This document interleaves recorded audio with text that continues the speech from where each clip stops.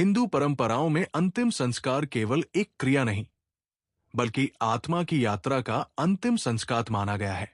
यह विषय जितना गूढ़ है, उतना ही संवेदनशील भी।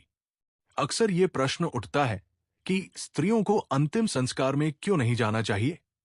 क्या यह किसी प्रकार का भेदभाव है, या इसके पीछे कोई गहरा आध्यात्मिक और मानसिक कारण छिपा है?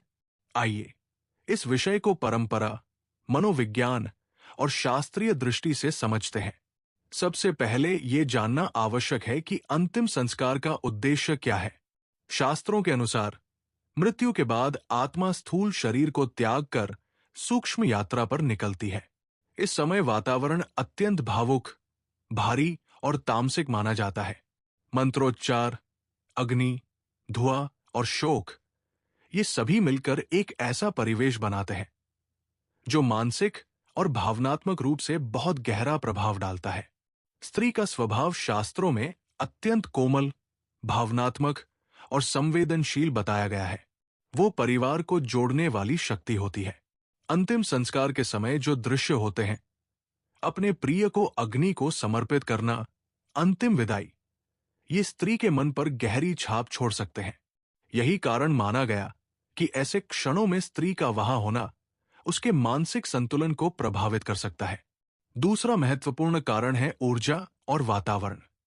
प्राचीन मान्यताओं के अनुसार श्मशान भूमि में नकारात्मक और अस्थिर ऊर्जा अधिक होती है। अंतिम संस्कार के समय ये ऊर्जा और भी तीव्र मानी जाती है।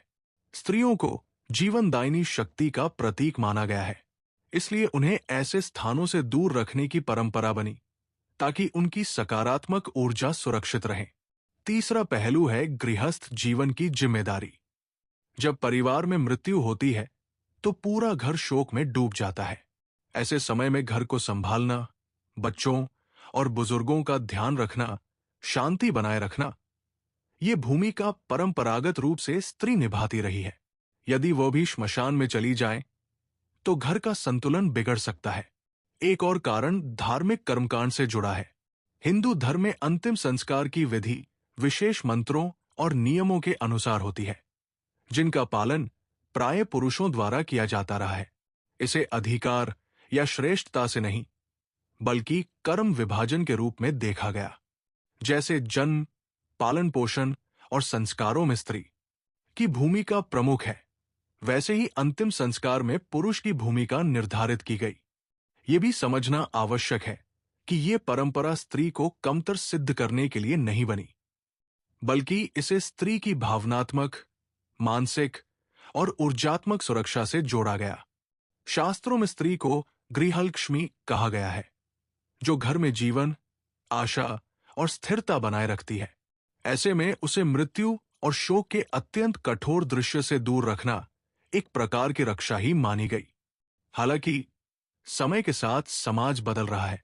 आज कई परिवारों में स्त्रियां अंतिम संस्कार में जाती है और ये उनका व्यक्तिगत निर्णय होता है।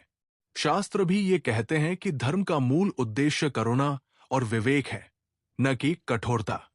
यदि कोई स्त्री मानसिक रूप से सक्षम है और परिवार की परिस्थितियां ऐसी है, तो उसका जाना अधर्म नहीं कहा जा सकता। अंत में यह समझना जरूरी है कि परंपराओं का उद्देश्य नियंत्रण नहीं, संरक्षण था। स्त्री को अंतिम संस्कार से दूर रखने की मान्यता को केवल भेदभाव की दृष्टि से नहीं, बल्कि उस समय की सामाजिक, मानसिक और आध्यात्मिक परिस्थितियों के संदर्भ में देखना चाहिए। निष्कर्ष यही है कि स्त्री और पुरुष दोनों की भूमिकाएं अलग अलग होते हुए भी समान रूप से महत्वपूर्ण है।